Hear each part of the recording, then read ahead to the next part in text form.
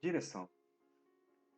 A direção é a função da administração relacionada com todas as atividades organizacionais, que envolve a interação entre gestores e trabalhadores. Dirigir significa orientar esforços individuais para um propósito comum. A função direção envolve a orientação, a motivação, a comunicação e a liderança dos trabalhadores, e busca compatibilizar os objetivos destes com os objetivos da organização.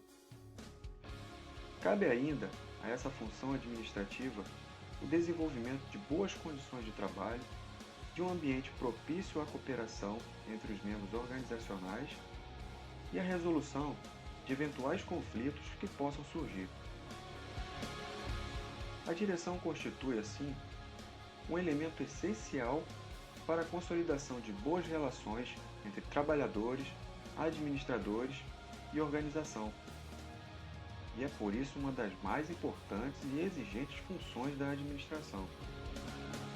MacGregor desenvolveu uma das primeiras tentativas para entender o comportamento das pessoas nas organizações, classificando as teorias organizacionais de acordo com pressupostos distintos acerca da natureza humana.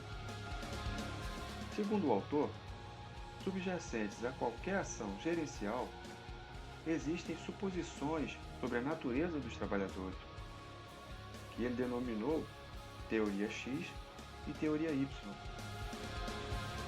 A teoria X resume uma visão da natureza humana segundo a qual as pessoas são preguiçosas, evitam o trabalho e não gostam de assumir responsabilidades. Em contrapartida, a teoria Y parte do pressuposto de que o trabalho é inerente à vida das pessoas, as quais obtêm satisfação intrínseca em suas atividades.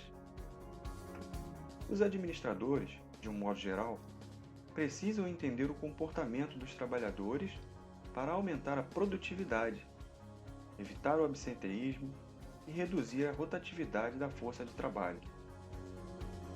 Para isso, eles devem procurar compreender as atitudes dos funcionários com relação ao trabalho, a sua personalidade, ou seja, o conjunto das características psicológicas que os caracterizam e diferenciam de outras pessoas, a forma como percebem o ambiente de trabalho, dando significado às informações e interpretando suas impressões sensoriais, e o processo de aprendizagem, por meio do qual os trabalhadores adquirem novas habilidades e aprendem novos comportamentos. O comportamento das pessoas em grupo não é a simples soma de seus comportamentos individuais. Para compreender as organizações, é importante também conhecer as bases do comportamento em grupo. Um grupo se forma quando dois ou mais indivíduos interagem de forma a alcançar objetivos comuns. Os grupos podem ser informais ou formais. O grupo formal se estrutura em torno de tarefas específicas e busca alcançar objetivos específicos, com base em determinada distribuição de autoridades e responsabilidades. Por sua vez, os grupos informais surgem naturalmente no âmbito das organizações por razões diferentes das instrumentais, com convívio social, amizades, afetos ou interesses.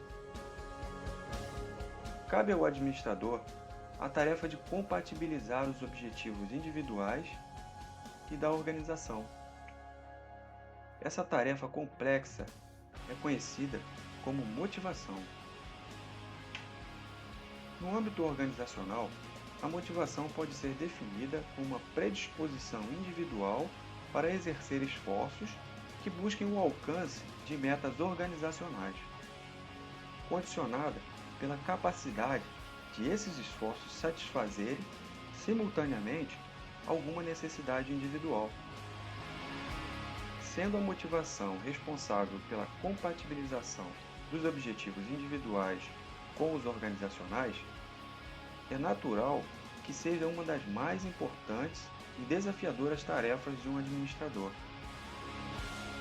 No entanto, mesmo com todas as técnicas e teorias a seu dispor, nem todos os administradores obtêm os mesmos resultados na motivação de seus subordinados. Isso acontece porque alguns deles não são líderes eficazes. A liderança é um dos papéis do administrador que está intimamente relacionado com a direção e a motivação dos membros organizacionais. A liderança é o processo de dirigir e influenciar o comportamento dos membros da organização, levando-os à realização de determinados objetivos. A liderança é um conceito controverso de difícil definição. Resumindo, as abordagens mais contemporâneas de liderança distinguem os líderes de não líderes, por sua capacidade de transformar, de fazer a mudança, de inovar e de ir além dos níveis normais de desempenho. É importante ainda realçar que a liderança deve se adaptar à cultura, às novas demandas do ambiente de trabalho, com a criação de redes organizacionais e a busca de flexibilidade e as novas relações de trabalho, caracterizadas pelo afrouxamento das leis trabalhistas.